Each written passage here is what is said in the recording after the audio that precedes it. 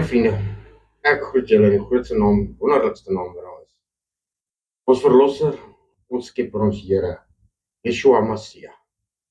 Baie dankie dat ek weer 'n boodskap hier met ons kan deel en weer nog iets meer uit Vader se woord kan hoor en te kan leer daaruit. Ek wil met ons gesels oor dankbaarheid. Ons almal weet 1 Tessalonisense 5 vers 18 sê die woord: wees in alle omstandighede dankbaar, want dit is wat God in Christus Jesus van julle verwag. Wel, vriende, het jy geweet dat dankbaarheid wonderwerke laat gebeur? Gaan kyk maar in die woord van God. Daar was Jesus met 'n paar visse en 'n paar brode gestaan het. Moes hy 'n menigte voed. Wat het hy gedoen? Hy het na die Vader toe gegaan en dankie gesê vir die bietjie wat hy het. En ons almal weet, nadat hy dankie gesê het, het 'n wonderwerk gebeur en kon Jesus die menigte kos gee. Ons weet daar was meer as 5000 mans alleen.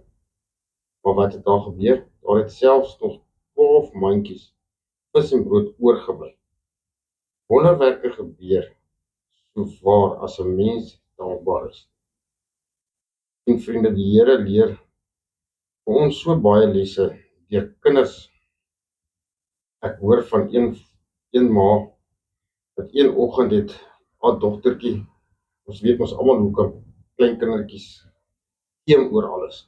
Sy wou nie opstaan nie, sy wou nie kleuterskool toe gaan nie, en waar sy 'n rukkie later so dikmond voor die bak pap kom sit het, sê sy vir haar ma: "Mamma, ek wil nie hierdie pap hê nie." Maar ook daar het die dominee in die mamma ingeskop. En daar kon sy haar begin vertel van die arm kindertjies wat nie kos het om te eet nie. Net daar sê die Heilige Gees vir haar: net soos haar geteem in jou ore klink, so klink jou geteem in God se ore. Dis nogal skokkend. Ons weet, Vader hoor elke woord wat ons sê. Vader weet van elke gedagte wat ons dink. Ja, hy wil ons klagtes hoor, maar hy wil ook ons lofsang hoor. Ons moet ons nie blind staar teen dit wat ons nie het nie. Maar ek dink ons moet begin fokus op alles wat ons het, wat Vader ons reeds mee seën, en hom loof en dankbaar wees in gebed. Julle sien vriende, in Hebreërs 12 vers 28 staan dit ook so mooi geskryf: laat ons wat 'n onwankelbare koninkryk ontvang het, dan nou dankbaar wees. Laat ons God dankbaar dien met eerbied en ontzag, soos hy dit wil. En nou jy sien daai bo geleesde gedeelte, kan ons eintlik 'n vraag skep. Want hoeveel dinge moet jy weet om in hierdie troostsalig te kan lewe en sterwe? Die antwoord dink ek, ten eerstens, hoe groot my sonde en ellende is. Tweedens, hoe ek van al my sondes en ellende verlos word. En derde, hoe ek God vir so 'n verlossing dankbaar moet wees. En vriende, hoe groter ons ellende is, hoe ons daarvan verlos kan word en hoe ons dan dankbaar sal leef, is al drie onskynbare maar herkenbare elemente van verlossingsweg. Oor sonde sê die Bybel dat dit almal diskwalifiseer vir 'n verhouding met ons almagtige God. Want ons weet, Vader kan nie sonde voor sy aangesig duld of verdra nie. Oor die verlossing in die Bybel moet ons baie opgewonde wees. Die pad is reeds vir ons voorberei deur die dood en die opstanding van ons Here Jesus Christus. Nou die derde deel van hierdie wonderlike stuk genade.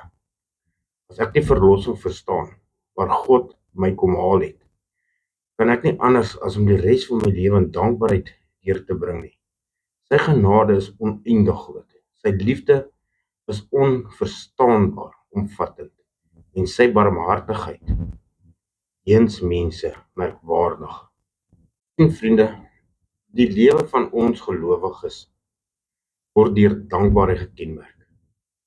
Dit is die krie en onwelvoeglike om iets van iemand te ontvang en nie dankbaar te wees nie.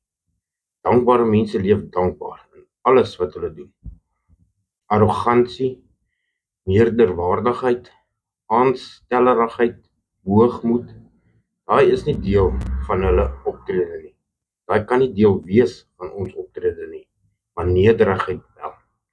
Sien vriende, ons as nederige mense is mooi mense.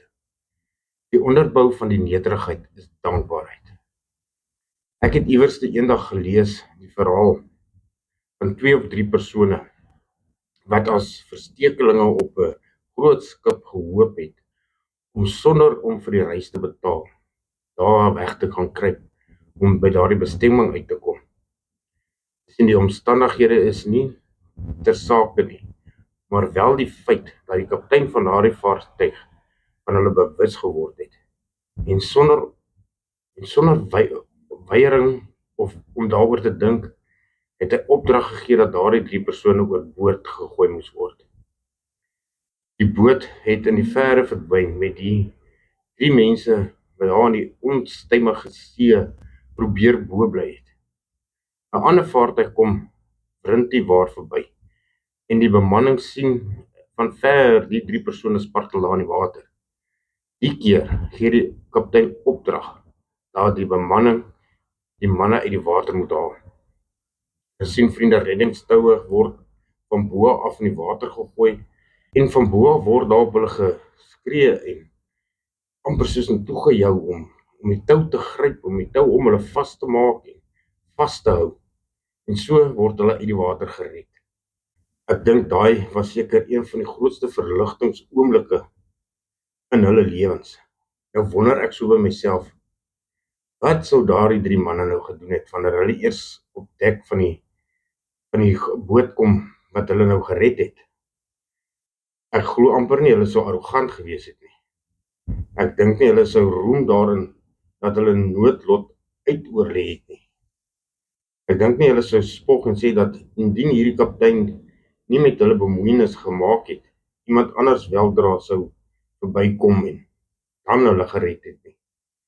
Ek dink al wat sin maak is dat die gelukkige en begenadigde mense op hulle knieë neersak, woorde van dankbaarheid uitspreek en vra of daar enigiets is wat hulle vir daardie kaptein kan doen op daardie skip. Ek glo nie enige taak was vir hulle te groot nie. Kan julle daardie dankbaarheid sien, vriende? Ek wil iets bylas en eintlik sê, is dit nie wat Jesus vir ons gedoen het aan die kruis nie?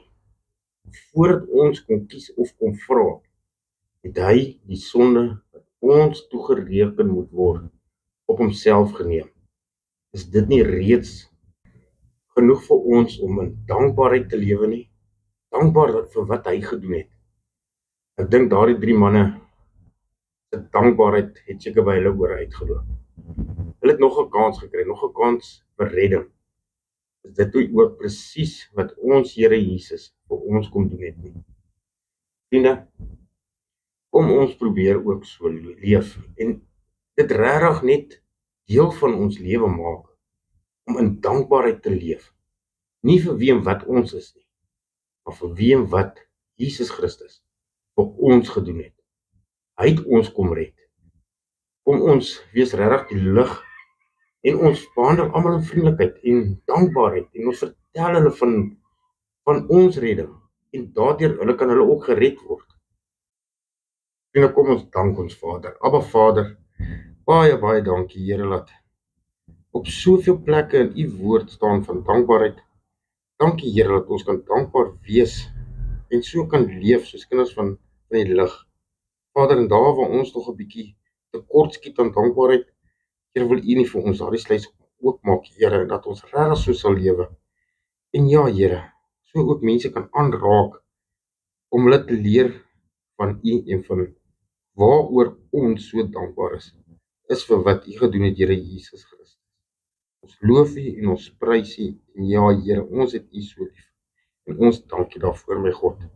Amen. Geliefdes, vriende, mag die genade van die Here Jesus en die liefde van God en die gemeenskap van die Heilige Gees met julle almal wees. Shalom.